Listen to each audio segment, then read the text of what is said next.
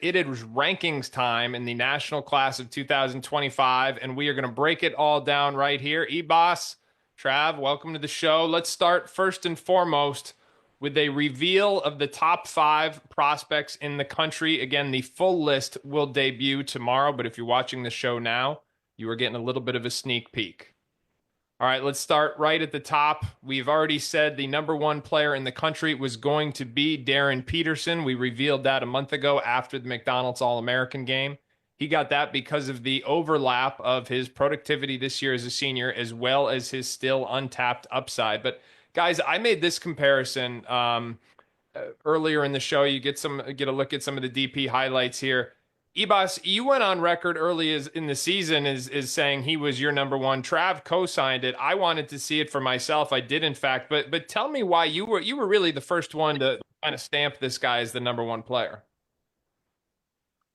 Again, I just saw a guy that I liked what he did. I liked what he did in terms of advancing to modern basketball, and I just thought he was the most ready of the high-level guys to come in and do what was going to be asked of him at the college level. He can shoot it, he can handle, he can play make, he can defend.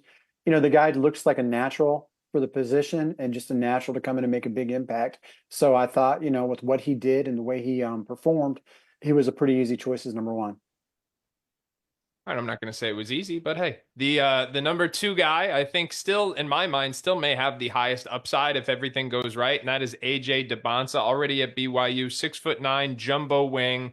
I think when we talked to him at the McDonald's All-American game, one of the things that really stood out is he seems to know that his untapped potential on the defensive end of the floor is really significant as well. AJ DeBonsa finishes as the number 2 ranked prospect in the national class of 2025. And then, guys, to me, there was a big 3 in this one. And I know people have different takes on that, but when we're talking about Cameron Boozer, a player that has literally won every championship he has played in, if you told me 4 years ago where there was any scenario where he would accomplish that and yet not finish as the number 1 player in the country, I would have said that was impossible. But it just goes to show how good this class is. So, Trav, I'm going to go to you about his role at Duke and what you see being the part of his game that will translate most immediately to the Blue Devils. Yeah, to me, it's going to be his ability to face up, attack the rim, as you can see in those reels. He's a very strong, physical power forward that is very skilled. He plays similar to his dad. He's just going to be a mismatched nightmare for teams, and he's going to be extremely impactful on the glass for Duke. Brings a toughness attribute to his game. He's a guy that wants to kill everybody that is in front of him, and he's not going to be a Cooper Flag, a guy that you just give the ball to, and he is just going to make so many different things and problems occur out on the court for the opposition. But he brings tons of problems for people in his own right. So, guy that's just going to absolutely stuff a stat sheet for Duke next season, and is going to be a critical piece to their roster, and then hopefully for them making another March run. All right, the number 4 ranked player in the national class of 2025 is going to be Nate Ament. Nate Ament, who's clearly grown to 6'10". And Trav, you called this one a long time ago. The ascension was something we've covered here at 24/7 Sports, dating back about a year and a half now. And ascend he has in a big, big way. It has been very linear. You see the shot creation there, the skill set, the hands, the touch for someone who's 6'10". It has been exciting to watch. I will say this, guys. He's not, to me, at the same level in terms of immediate contributions as the big 3. But if you're talking about long-term upside, I think he could be every bit as high as anyone on this list. Nate Ament finishes as the number 4 ranked player in the national class. Finishing as the number 5 ranked player in the national class is Arkansas-bound guard Darius Acuff. Darius Acuff is a potent lead guard. He put on a show this year at IMG Academy on more than one occasion.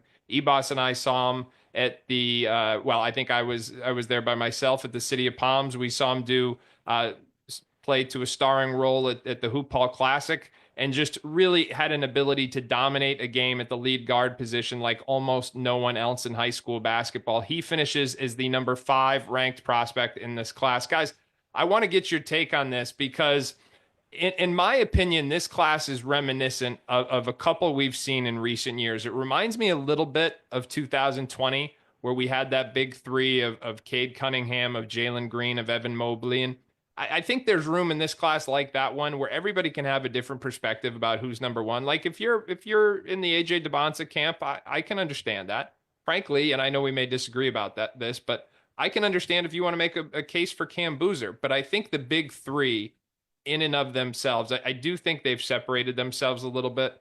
But I will add this, and then I'm going to go to each of you on how you feel about this. It's a little bit to me like 2024 as well, because not to toot our own horn, but the guys we said are the top 5 players in high school basketball a year ago are currently tracking to be the top 5 picks in the NBA draft. And I think that the difference between this class and 2020 is Amen and Acuff are close enough to that top 3 where we may be looking at a scenario where these 5 guys are able to make the type of immediate contributions that we're seeing from this year's freshman class. Bossi is the resident OG. I will go to you first from the historical perspective. Yeah, I think you bring up some good points, and I think you make some very fair comparisons to some of the recent classes that we've seen. We can go back and there's plenty of others too, but with recency, I think those are 2 great conversations, and I think it's going to be interesting because I think probably Nate Aman is a little bit closer to that top 3 than maybe some other people do. So he's got some room to make some noise, and I think when you get to that 5 position with Acuff, it's going to be really interesting with guys like Chris Ack, Caleb Wilson, and some of these other guys who maybe have a little bit more positional size and a little bit more athleticism to kind of knock on the door. But really at the top of this class, it's very, very strong. And I do think we're going to see another year where what the projected draft looks like next year is very similar to what the rankings look like today. All right, now one of the things that will get revealed tomorrow when the full list comes out is updated class rankings, because we need to see those updated individual rankings before the algorithm updates itself. But one of the things we know is that Houston, Duke, and BYU are going to be right there. These are 3 programs that we just talked about. Trotter has all 3 of them in his top 5 preseason programs for next year. In fact, those are his top 3. Houston, Duke, and BYU in order. So, Trav, one of the questions I posed about Houston is the extent to which we are going to see those 3 freshmen, those 3 top 25 prospects come in and make an immediate impact. So I ask you, what is your belief about how much we will see Chris Senak, Isaiah Harwell, and Kingston Flemings play and impact winning next season at Houston? Yeah, the one I'm going to be watching the closest is going to be Kingston Flemings. And the reason is with the fact that Milo Suzanne is currently undergoing the NBA draft process. In regards to Isaiah Harwell and Chris Nack, historically, we haven't seen too many freshmen come in and make a significant impact at Houston with the way they play, the physicality that they play with. Very few freshmen have ever been able to go in there and make that instant impact in terms of being a starter. Now, we saw Jarris Walker do it, but he came out of high school as a grown man.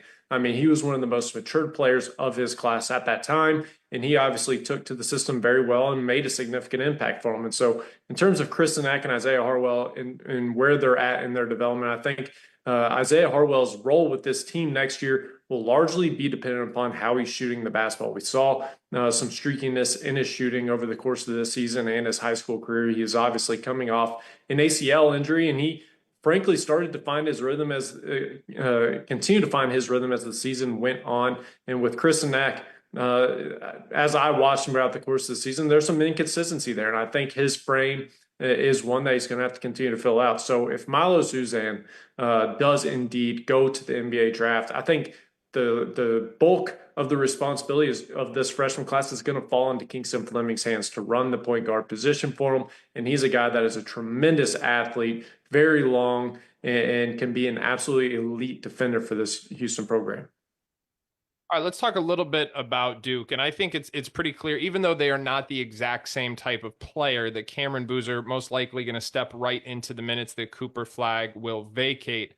I'd like to talk a little bit about the other guys, though, Caden Boozer and Nicholas Kamania at Duke. And so, Bossi, my question to you is, what should fans be expecting from those other 2 freshmen? And is it a similar situation to Houston where it could be conditional? Obviously, if Cedric Howard goes to the draft, that's going to open up a lot of minutes at the wing. But notwithstanding that one variable, what are your expectations for the other 2 freshmen at Duke, who were both in their own right McDonald's All-Americans? I think with those guys, their role is going to be come in and provide depth and, just be some pieces to help things out. I think with Nicholas Semenya, it's going to be really interesting to see, do we see Duke using him as a playmaking four-man, or are they going to try and use him as a big wing? Myself, I kind of like him as a playmaking four, a guy that you can put in the high post and run some offense through. So he's potentially going to give them some wrinkles, but maybe not in a way that they've necessarily used out of their four-man in recent years. And it's also a matter of, are they playing Boozer as a four or as a five? Cameron Boozer, that is. Now with Caden Boozer, I think he's just going to provide solid backup minutes as a point guard, can even come in and play a little bit of two if you need to, but he's going to be safe with the ball and do exactly what's asked of him. All right, Trav, BYU again. We just talked about this with Trotter and with Chris, but AJ DeBonza, I think his life gets much, much easier with Rob Wright being there. I don't want to say relieved, but almost relieved that we're not going to have to watch him try and be a point guard. He's just going to embrace being a big wing with Wright, with Richie Saunders and others. What are your expectations for what AJ could achieve next year at BYU? Yeah, I mean, with this transfer portal class that Kevin Young has put together, I think it's made the job on AJ DeBanza a lot easier. And one thing that makes me so excited about AJ DeBanza going to BYU is just what Kevin Young showed this year in his first season as head coach. I mean, he really overachieved with this team. And I think with this significant amount of talent, they can make a big jump with AJ DeBanza leading the charge. I mean, he's a 6'9" extreme athlete, a guy who can create and make just about any shot out onto the court. And as you said, with Rob Wright running the helm, I mean, it's going to make his life a lot easier. Coming off screens, coming off pin downs, getting downhill in DHOs, just so many different ways you can use him to get going to the basket and making getting him open shots out on the perimeter. And then again, with that defensive potential, with a guy with an NBA mind who knows how to connect with players to get him to buy into that end of the floor, he can make a significant jump next season.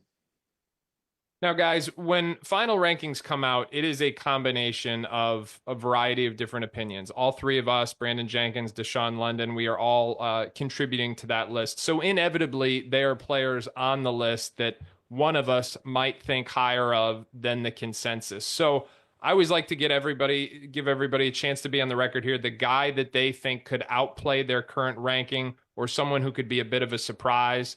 Trav, I will start with you.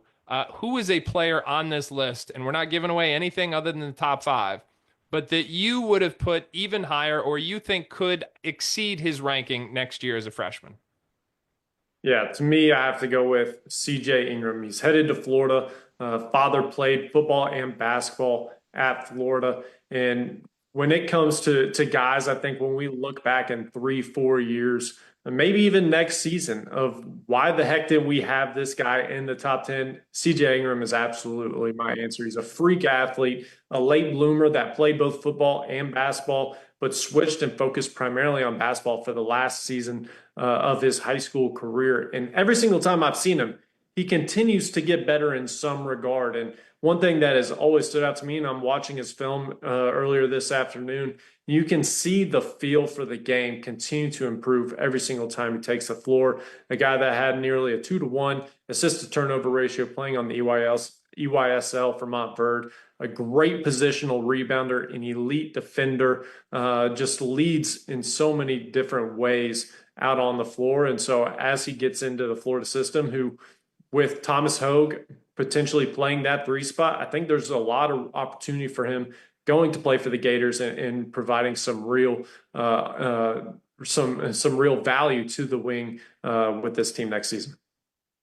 It is only fair, and the record should reflect that if CJ Ingram does end up being a top 10 player, Trav can do the victory lap of all victory laps. There's no doubt about that. Bossi, who is your guy here that you are maybe higher on than the consensus?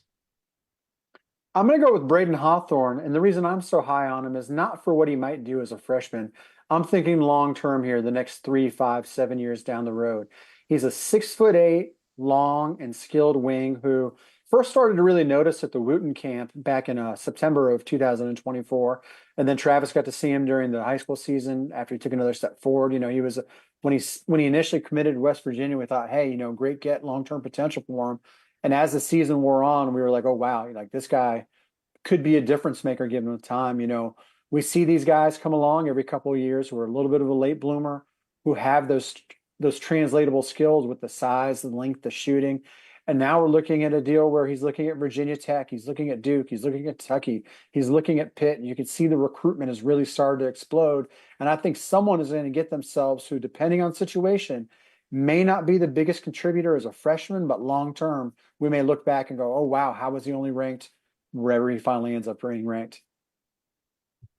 All right, fair enough. Guys, player I want to highlight is Dante Allen, Montford Academy. He's going to Miami, was previously committed to Villanova, but I'll tell you, every time I watch Dante Allen play, I just got a deeper appreciation for the multitude of ways he can help you win basketball games, the versatility in his game, the toughness in his game, the ascending skill in his game. He defends, he plays on off ball. He's gotten better as a shooter. He plays much bigger than he is. He's a terrific perimeter rebounder. He just checks so many boxes. And as the season went on, and I was looking at guys who were at that time higher than him in the rankings, I just kept asking myself, are you better than Dante Allen? Are you better than Dante Allen? And more often than not, the answer to that was no. So he is a player that is going to make a significant jump in those rankings as well.